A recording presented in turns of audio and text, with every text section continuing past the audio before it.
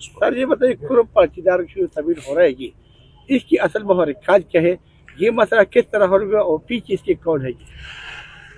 देखिए, पीछे वही लोग हैं, वही महरक़ात हैं जो 50 साल से इस ज़मीन को या पुख्तूनख्वा और अफ़गानिस्तान को एक आग की जगह बनाना चाहते हैं, एक जंग का मैदान बनाना चाहते हैं। इससे पीछे वही महरक़ात हैं। अगर वो हमारे दिफाई इदारे वाले हो या अगर वो हमारे दहशतगर्द हो, दोनों का इरादा एक है, दोनों की नीयतें एक हैं, दोनों का तारीख़ एक है, दोनों का मेरे ख़्याल में आज एक है और इन दोनों का मुस्तक़बिल एक होगा। क्योंकि मैं समझता हूँ अगर घोड़ा घास से दोस्ती करेगा तो खाएगा क्या? तो अगर ये जंग नहीं होगा, ये मसले नहीं होंगे, ये हमारे पुख्तून कौम बेघर नहीं होंगे, इनके घर तबाह नहीं होंगे, ये इनकी ज़िंदगियाँ तबाह नहीं होंगी, तो फ़ौज को इतना पैसा कहाँ से मिलेगा?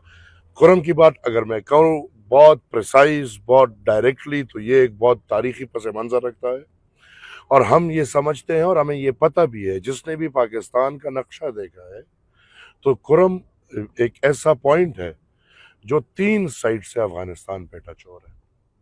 तो लिहाज़ा मैंने बहुत पहले ये कहा था और मैं आज फिर ये कह रहा हूँ, ये वही तारीख़ी इलाका है जो अयूब खान के दौर में माँगा गया था अमेरिकनों ने। ये वही तारीख़ी इलाका है जिसको तालिबान ने कब्ज़ा करके इसको माँगा गया था। ये वही तारीख़ी इलाका है जिसको अमेरिका ने दोबारा फिर से एक दफ़ा माँगा था।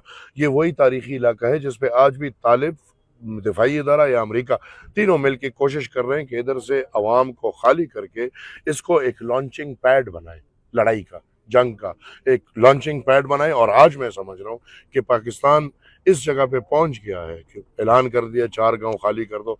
ये इनके अजीब ऐलानात है। भई आप ऐलान करोगे तो चोर बैठेगा क्या? सबसे पहले तो वो भागेगा।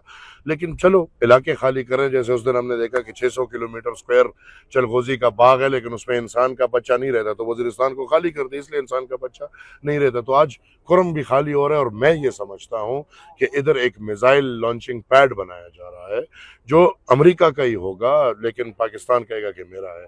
तो लिहाज़ा खुर्रम का सारा जो मसला है, ये एक मंसूबा है और इस मंसूबे के तहत ये हो रहा है।